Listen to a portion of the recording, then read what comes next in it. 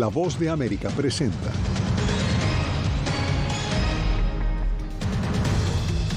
Migración y comercio dominaron encuentro del presidente Biden con los mandatarios latinoamericanos.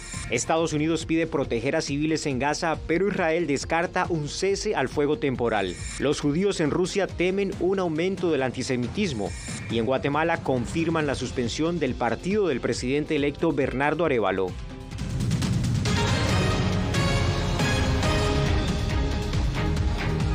Bienvenidos al Mundo al Día, soy Jaime Moreno. Iniciamos con la cumbre del presidente Biden con los líderes de 10 países de la región.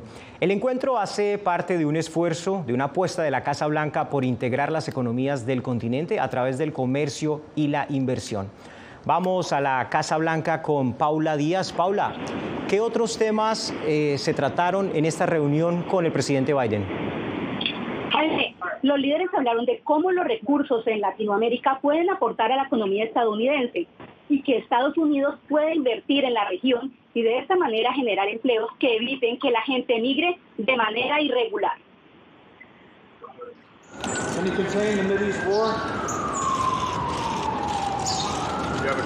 El presidente Joe Biden recibió en la Casa Blanca a líderes de Canadá, Colombia, Costa Rica, Chile, Ecuador, México, Panamá, Perú, República Dominicana y Uruguay, que participaron en la cumbre de líderes de la Alianza para la Prosperidad Económica de las Américas, una reunión que se da en medio de una agenda global dominada por el conflicto entre Israel y Hamás en Gaza y la guerra entre Ucrania y los invasores rusos. Estamos afirmando nuestro enfoque regional para compartir la responsabilidad de gestionar los desafíos de los flujos migratorios sin precedentes. Biden habló de nuevas herramientas económicas junto con el Banco Interamericano de Desarrollo y donantes privados para ayudar a los países que acogen a inmigrantes en el hemisferio occidental. Dijo que Estados Unidos está ampliando las vías legales para promover una migración segura y ordenada, proporcionando permisos de trabajo para permitir que los inmigrantes contribuyan a la economía. Como parte de ese compromiso, Estados Unidos, Canadá y España están contribuyendo al Fondo de Subvenciones para Migración del Banco Interamericano de Desarrollo para ayudar a los países que brindan estatus legal a los migrantes. Tras el encuentro, el presidente de Colombia, Gustavo Petro, destacó el potencial que tiene Latinoamérica en materia de energía renovable que le puede servir a Estados Unidos. Por otro lado, mencionó haber expresado su preocupación por el conflicto en el Medio Oriente. La reunión obviamente no tenía ese eje, pero lo metimos. Yo mismo le dije al presidente Biden que no se podía seguir permitiendo la masacre, la ruptura del derecho internacional que hoy estamos contemplando. Luego de esta reunión, Biden salió con su equipo de trabajo rumbo a Maine para reunirse con la comunidad afectada hace unas semanas por un tiroteo masivo. El presidente Biden y los otros líderes presentes recalcaron la importancia de que otros países de la región se unan a esta alianza. Y Jaime, no solamente el presidente de Colombia, Gustavo Petro, se refirió al conflicto del Medio Oriente. El presidente de Chile también se unió a este llamado porque están preocupados por la muerte de civiles. Muchas gracias, Paula. Esta misma preocupación por los civiles en Gaza la tiene el secretario de Estado Antony Blinken. Justamente desde Israel pidió proteger a la población civil palestina. Sin embargo, el gobierno de Israel descartó un cese al fuego temporal. Los ataques a Gaza no cesan y se teme por más víctimas civiles. Advertimos que el reporte de nuestra compañera Pilar Cebrián puede lastimar la sensibilidad de algunos espectadores. El ejército israelí ya está cercando la ciudad de Gaza por tierra, por mar y por aire. De hecho, el objetivo es dividir a la franja de Gaza en dos, dejar el norte para el combate urbano y el sur para que se ubique allí la población. El hallazgo y destrucción de túneles de Hamás ha sido uno de los alcances en la franja de Gaza, según las fuerzas de seguridad de Israel. Mientras Hamás y su aliado, la Yihad Islámica, grupo también reconocido por Estados Unidos desde 1997 como una organización terrorista, aseguran haber respondido al avance de las tropas arrojando granadas desde drones, disparando morteros y cohetes antitanques en zonas ya destruidas. Este jueves, otro periodista palestino, Abu Assem, perdió la vida en medio del conflicto. Salió de su trabajo Llegó 15 minutos antes, ni siquiera tuvo oportunidad de cenar. Entró a la casa y luego cayeron 2 o 3 cohetes al mismo tiempo. El secretario de Estado de Estados Unidos, en su visita a Israel, enfatizó que se necesita hacer más para proteger a los civiles palestinos. El presidente Biden insiste en la necesidad de que Israel actúe de acuerdo con el derecho internacional humanitario. Además, enfaticé que los civiles deben ser protegidos tanto en Gaza como en Cisjordania. Israel se mantiene en postura de ataque. Estamos avanzando con todas nuestras fuerzas e Israel rechaza cualquier alto el fuego temporal que no incluya el regreso de nuestros rehenes secuestrados. Israel no permitirá la transferencia de combustible a la Franja de Gaza y se opone a la transferencia de fondos a Gaza. Mientras tanto, desde la capital del Líbano, el líder de Hezbollah, Hassan Nasrallah, confirmó que ese grupo se sumó el 8 de octubre al conflicto actual y pidió a las naciones árabes cortar relaciones con Israel. Israel avanza en el retorno obligatorio de miles de residentes de Gaza que tras el inicio de esta fase del conflicto quedaron atrapados en Israel, pues tenían uno de los 18.000 permisos de trabajo de la zona. Trabajamos en construcción, restaurantes, supermercados a bajo costo. A pesar de ello, fuimos muy humillados, incluso los mayores. Por esta razón, una de las fronteras entre Israel y Gaza ha estado abierta en la jornada de este viernes. Los palestinos que han sido retornados habían estado detenidos durante 4 semanas en campamentos militares en Israel. Según nos ha contado un abogado de estas personas, las condiciones en las que han estado retenidos eran deplorables. Han estado en tiendas de campaña para 250 detenidos. Esta es una información que La Voz de América no ha podido verificar de manera independiente y sobre la que Israel no se ha pronunciado. Pilar Cebrián, Voz de América, Tel Aviv. Mientras tanto, la Cámara de Representantes en Washington aprobó 14.500 millones de dólares en ayuda militar para Israel. El proyecto fue liderado por los republicanos, pero no cuenta con el apoyo de la mayoría demócrata ni de la Casa Blanca. La razón es que la Cámara excluyó los fondos que Biden había propuesto también para Ucrania junto con los de Israel. La ayuda aprobada para Israel podría morir en el Senado, donde tanto demócratas como republicanos piden más fondos para Ucrania. Mientras tanto, en la ciudad de Nueva York se reporta por parte de la ONU que 72 empleados ya han muerto. Es la cifra más alta en un conflicto. Las operaciones de la agencia en el terreno podrían estar a punto de cesar. Son las cifras más altas en un conflicto. 72 empleados de la ONU han perdido la vida y las cifras de muertos en Gaza tras 27 días de conflicto superan los 9.000. 14 de 35 hospitales dejaron de funcionar y la agencia de socorro de la ONU en la Franja de Gaza está a punto de cerrar sus operaciones. Los empleados que quedaban trabajan sin salario y ninguna parte en Gaza es segura, según informaron. En términos de protección a los civiles, la gente se está refugiando bajo la bandera de la ONU. La realidad es que ni siquiera podemos brindarles seguridad bajo ese símbolo. Tenemos más de 50 de nuestras instalaciones que han sido impactadas por el conflicto, incluidas 5 directamente. Creo que en el recuento más reciente, 38 personas han muerto en nuestros refugios. Más de 1,5 millones de personas han sido desplazadas, incluidos empleados de la ONU, y 600.000 viven en 149 refugios. En las últimas horas, una centena de camiones cruzaron la puerta de Rafah, la cantidad más grande desde el inicio del conflicto. Pero no es suficiente. La población en Gaza ya no pide pan porque suplican por agua, según informó la coordinadora del proceso de paz del Medio Oriente de la ONU, mientras miembros de la Organización de la Cooperación Islámica se pronunciaron en bloque y el embajador de la misión de Palestina pidió bloqueos a Israel. Necesitan sentir la presión. Alguien en la reunión de la Organización de Cooperación Islámica propuso que tal vez aquellos que exportan petróleo y gas a Israel desde algunos de los países de la organización consideren suspender el envío mientras niegan a nuestros hospitales combustible para salvar vidas. La delegación de Chipre planteó la creación de un corredor humanitario marítimo para descongestionar el paso de Rafah. Por su parte, la delegación de Israel defendió sus operaciones y culpó a Hamás por usar civiles como escudos humanos.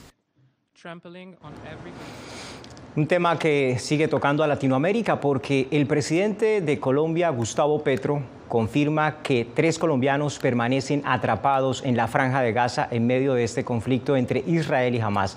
Yair Díaz con el reporte. Miles de personas han sufrido el conflicto entre Israel y Hamás, incluyendo 3 ciudadanos colombianos con doble nacionalidad que siguen atrapados en Gaza y esperan abandonar este territorio. Solamente son 3, la mamá, que es una mujer de 40 y tantos años, con sus 2 hijos, uno de 15 años y otro de 10 años. Mientras continúan las gestiones diplomáticas para repatriar a los 3 colombianos, Colombia trabaja por la apertura en 2024 de una embajada en Gaza. El embajador palestino en Bogotá, Rauf Malki, sostiene que esta nueva sede diplomática tendrá gran importancia. Facilita la vida a los colombo-palestinos que viven en el territorio palestino ocupado, que como usted sabe, pues no tienen una representación política ni consular de Colombia ante el territorio palestino. Entre tanto, el embajador de Israel en Colombia asegura que no cesarán los ataques contra Hamás, el grupo que tendría bajo su poder 241 ciudadanos israelíes secuestrados. Nosotros deseamos por la paz, oramos por la paz. El enemigo más fuerte y peor enemigo del pueblo palestino es Hamás. Hamás tomó control en 2007 de la Franja de Gaza, estableció allá una entidad terrorista. Según el gobierno de Colombia, en las próximas semanas se enviará un segundo vuelo con ayuda humanitaria a la Franja de Gaza. Yair Díaz, Voz de América, Bogotá. La guerra entre Israel y Hamás está exacerbando las tensiones sociopolíticas en todo el mundo y dando paso a una creciente y agresivo antisemitismo.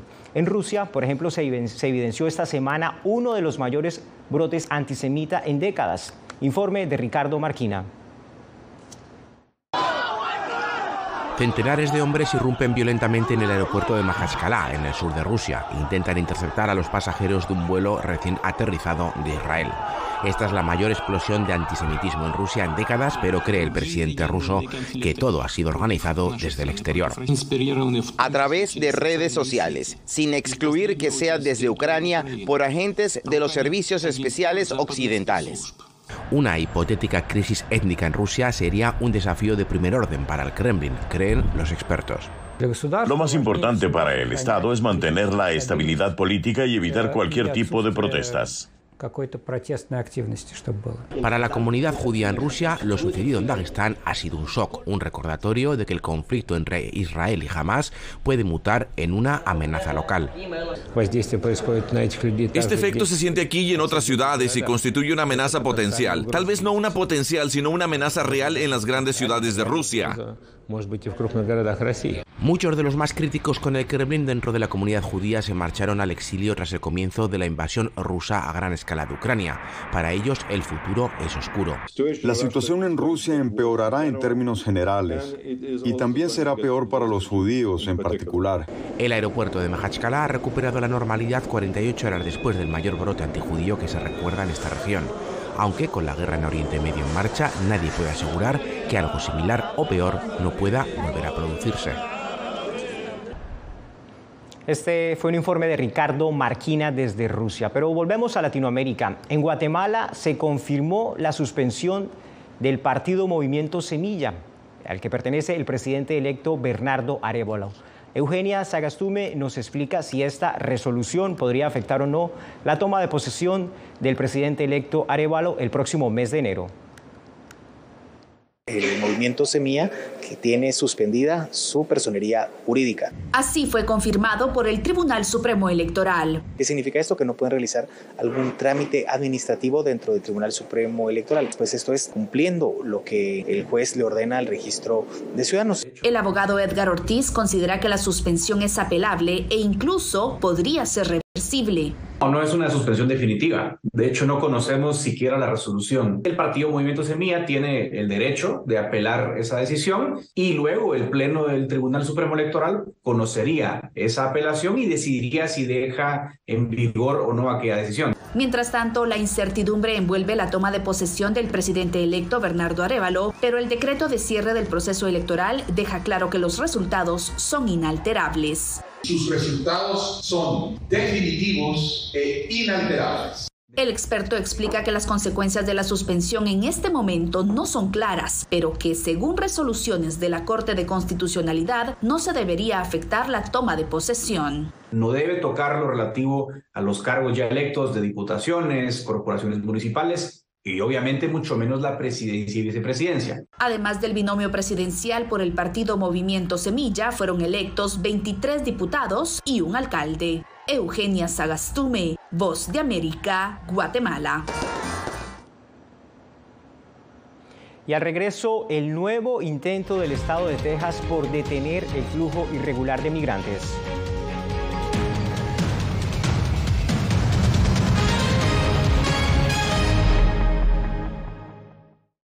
Soy Belén Mora, periodista de La Voz de América. Como reportera y presentadora tengo la responsabilidad de acercarles las historias que se generan en Washington y que impactan tu entorno cercano. Desde perspectivas diversas en un ambiente informativo en constante evolución que pone a prueba y nos hace poner en la balanza nuestros valores profesionales, te presentamos información veraz, porque en La Voz de América la prensa libre importa. En tiempos de cambios, cuando el mundo parece incierto y lo que escuchamos no refleja lo que vemos, buscamos la verdad. A través de la pantalla de la... Cuando nos cuentan solo una parte de la historia, perdemos la confianza. En momentos de crisis, nuestros sueños, esperanzas y deseos de un mejor mañana dependen de una prensa libre. En La Voz de América te traemos las historias que la gente se arriesga a ver. Conectamos el mundo y lo unimos con la verdad.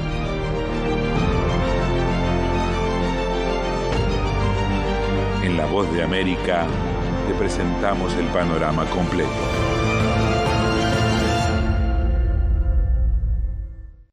Soy Jacopo Luzzi, reportero de La Voz de América aquí en Washington, D.C. Ya sea informando desde el Capitolio, desde la Casa Blanca, cubriendo el impacto del cambio climático, el impactante tema migratorio, o subir en un avión y cruzar medio mundo para estar en el lugar de la noticia con la información precisa y veraz, este es mi compromiso como periodista. Un compromiso de vida profesional que comparto con ustedes, porque en La Voz de América la prensa libre importa.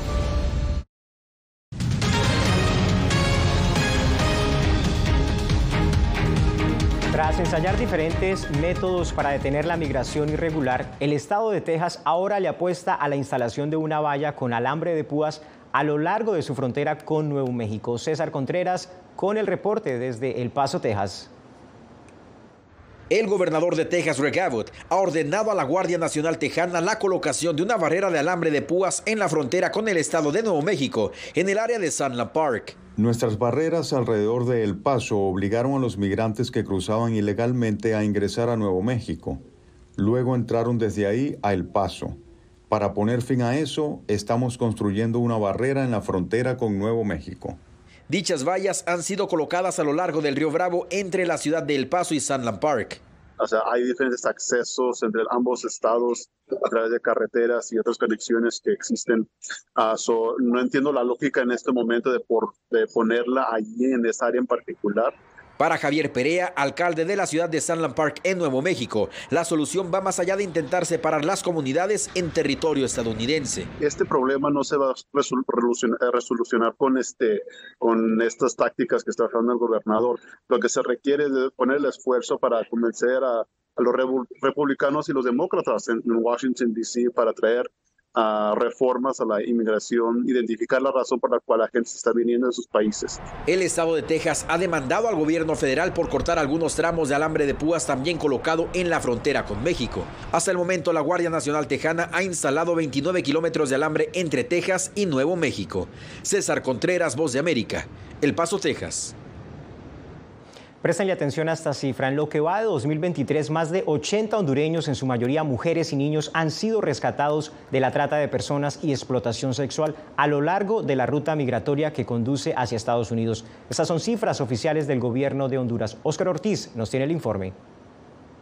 Un informe publicado por la Comisión contra la Explotación Sexual, Comercial y la Trata de Personas, CICES, del gobierno de Honduras, revela que hasta octubre se habían rescatado 84 personas víctimas de trata de personas y explotación sexual. La mayoría de los rescates ocurrieron a lo largo de la ruta migratoria desde Honduras hacia Estados Unidos, revela el informe. El gobierno de Estados Unidos ha considerado la importancia de agregar fondos para la lucha y protección de los migrantes en la ruta migratoria. La comisión estima que durante el año 2022 alrededor de 850 personas fueron víctimas de estas actividades delictivas y únicamente fueron rescatados 56 sobrevivientes. En lo que va del 2023 se han rescatado 84 personas, en su mayoría menores de edad. No se informaron estadísticas sobre víctimas correspondientes al 2023. Desde UNICEF hacen un llamado a garantizar los derechos de la niñez hondureña. Trata vía tráfico a el tema de narcotráfico y a otras acciones, y lo importante es que los países y los gobiernos realizan acciones juntas en todo el continente para reducirlo y para eliminarlo. El Código Penal en Honduras tipifica de 10 a 15 años de cárcel el delito de trata de personas. De febrero hasta octubre de este año, 9 personas guardan prisión por el delito de trata de personas. Oscar Ortiz, Voz de América, Tegucigalpa. Cuando regresemos, le contaremos en qué consiste la más reciente reforma constitucional en Nicaragua.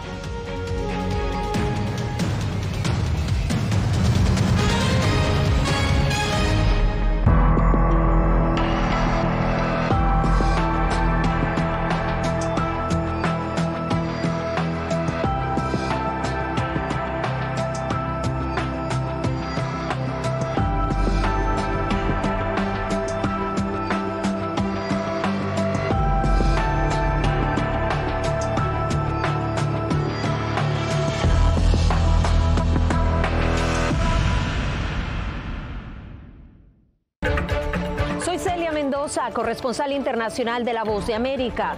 Desde que me uní a este equipo de profesionales hace más de una década, he tenido la oportunidad de descubrir un mundo de noticias que comparto con ustedes. La Voz de América habló con el director. Porque siempre estoy en el lugar de los hechos, entregando información veraz, clara y precisa, manteniendo nuestro compromiso periodístico, porque en La Voz de América, la prensa libre importa.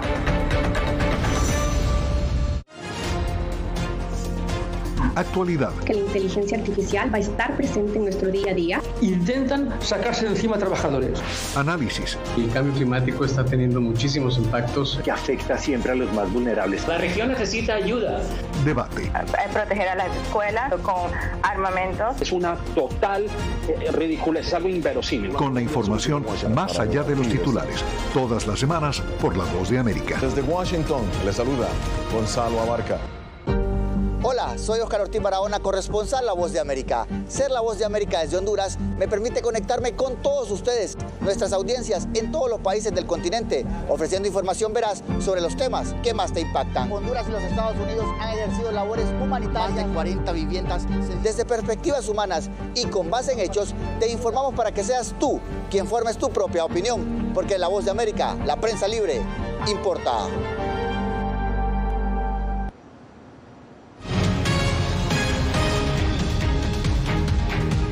El gobierno de Daniel Ortega en Nicaragua amplió aún más su poder. Esto tras una reforma constitucional. Expertos temen que ahora el gobierno podrá disponer de los bienes de los ciudadanos sin que medie una orden judicial. Don Arnold Hernández con el informe. La Asamblea Nacional de Nicaragua, controlada por el oficialismo, aprobó una reforma al artículo 165 de la Constitución Política, la cual le permitía a la Corte Suprema de Justicia supervisar el registro público de la propiedad inmueble y mercantil. Con la reforma, ahora el registro público será administrado por el Poder Ejecutivo, a través de la Procuraduría General de la República.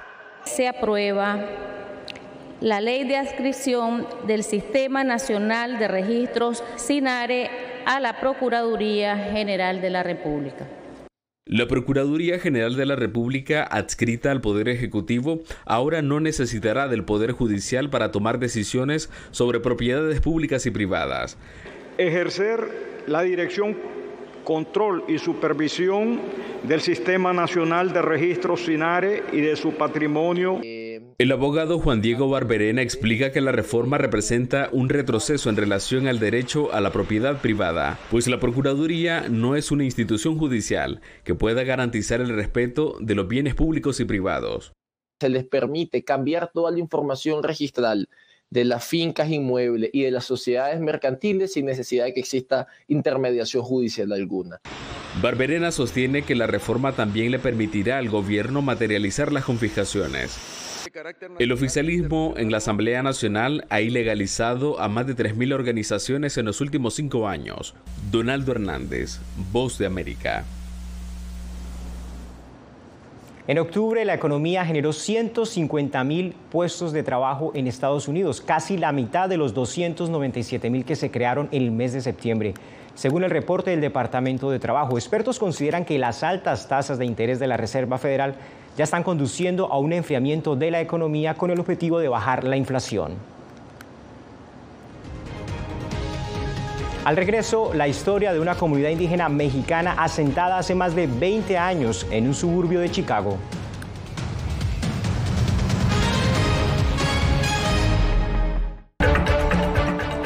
Soy Verónica Villafañe, corresponsal para La Voz de América en Los Ángeles.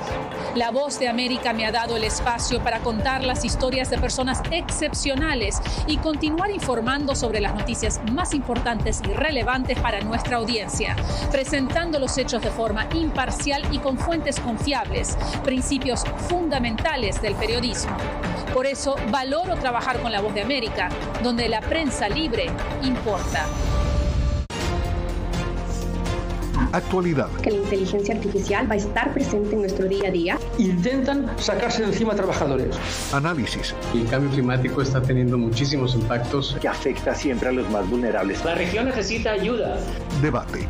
Proteger a las escuelas con armamentos. Es una total ridiculez, algo inverosímil. Con la información más allá de los titulares. Todas las semanas por La Voz de América. Desde Washington, les saluda Gonzalo Abarca. Soy Claudia Saldaña, corresponsal de La Voz de América en El Salvador. Ejercer el periodismo es un desafío que crece constantemente frente a la complejidad del escenario político de mi país. Presentar todas las voces, todos los ángulos y el contexto nos permite ofrecer a ustedes, nuestras audiencias, un panorama más completo de nuestra realidad. La imparcialidad está en el ADN de la VOA y me siento orgullosa de ser parte de este gran equipo de profesionales que demostramos cada día por qué la prensa libre importa. Poder ser la voz de la denuncia de tantas personas que sienten fuertemente vulnerados sus derechos. Una de las patas que sostiene la democracia debe ser la libertad de prensa. Periodismo, la prensa libre importa, una coproducción de La Voz de América con nuestras afiliadas en la región. ¿Cómo garantizar que las voces lleguen a quien tienen que llegar? Impunidad, indolencia de la justicia son nuestros principales enemigos. Disponible en vozdeamerica.com.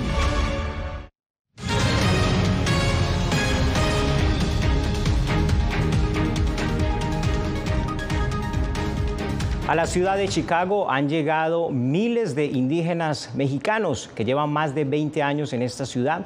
No llegaron hablando español, tampoco inglés, y se han tratado de mantener con su cultura. Esta es una celebración zapoteca del Día de Muertos, pero no en México. Estos indígenas celebran en West Chicago, Illinois. En esa entidad, un suburbio de Chicago, viven aproximadamente 1.500 indígenas zapotecos provenientes de Oaxaca, México, según organizaciones de oaxaqueños en ese lugar. Los primeros zapotecos llegaron a Illinois hace más de 20 años, pero en aquel entonces no se organizaban como ahora. Tenían miedo de salir y socializar, inclusive con otros mexicanos. Poco a poco fuimos viendo, ¿verdad? O perdiendo el miedo, porque cuando llegamos aquí, pues no hablábamos español. Entonces allá hablábamos puro zapoteco. Entonces yo pienso que pues, teníamos miedo, ¿verdad? De demostrar cómo era cómo es la tradición de nuestro pueblo.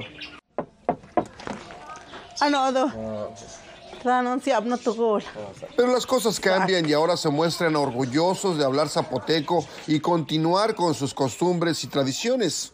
aunque sea en otro país y a miles de kilómetros de distancia de donde nacieron.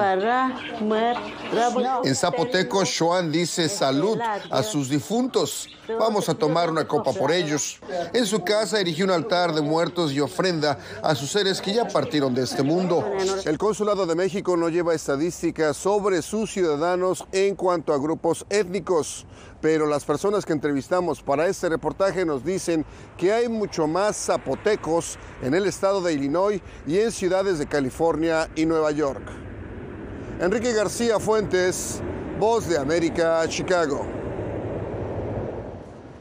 De esta manera terminamos una emisión más de El Mundo al Día. Soy Jaime Moreno y les deseo un buen fin de semana.